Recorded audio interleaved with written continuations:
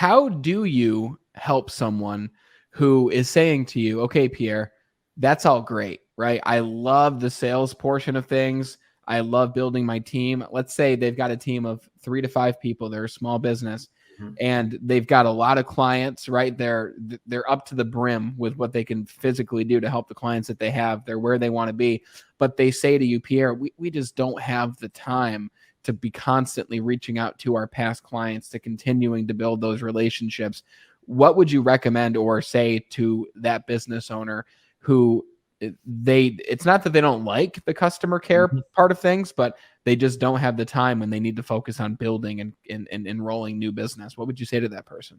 Well, I'll say that if they have the time in building and rolling new business, then they have the time to take care. I mean, if you have the time to care for your new coming clients, you'll have time to care for your past clients that may be a source of referrals to you, so a source of new clients, maybe coming back to you. Therefore, you maintain customer loyalty, customer retention.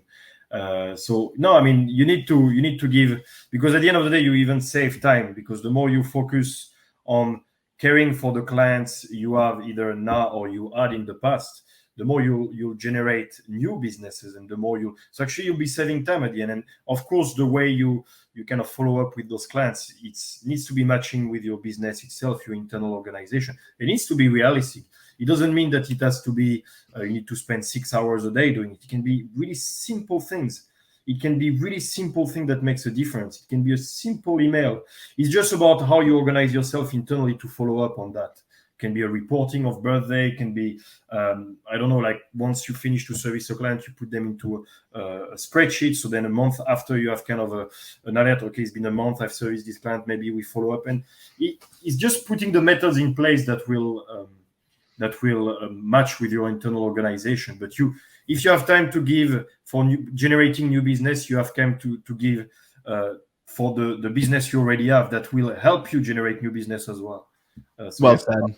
Yeah, it's about having those systems in place too to make it easier for you.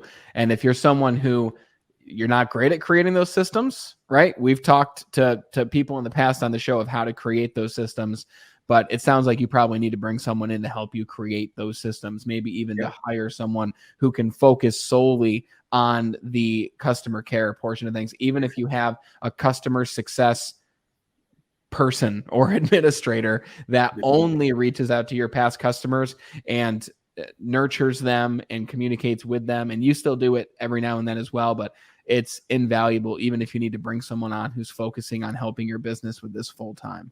Of course. Yeah, definitely. And that's why, I mean, there's so many businesses that do that. And even myself, when I help those businesses, I always put methods in place that are realistic with their internal organization.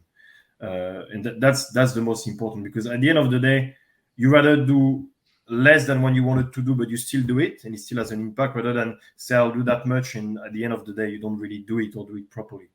So yeah, it needs to be realistic, that's for sure.